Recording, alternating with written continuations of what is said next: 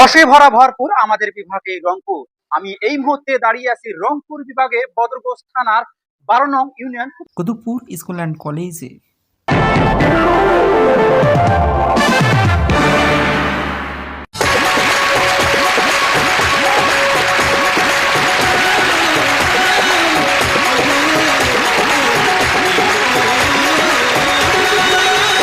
এই মুহূর্তে যে যেখান থেকে দাঁড়িয়ে বসে কিংবা ইউটিউবে এসে বা ফেসবুকে এসে আমার কথাগুলো শুনছেন এবং দেখছেন, সবাইকে জানাই সাদর সম্ভাষণ, সেই সাথে জানাই প্রাণ ঢালা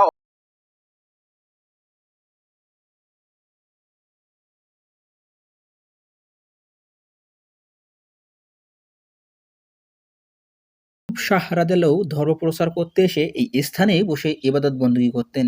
সেই স্থানটি আজও যত্ন সহকারে রক্ষিত।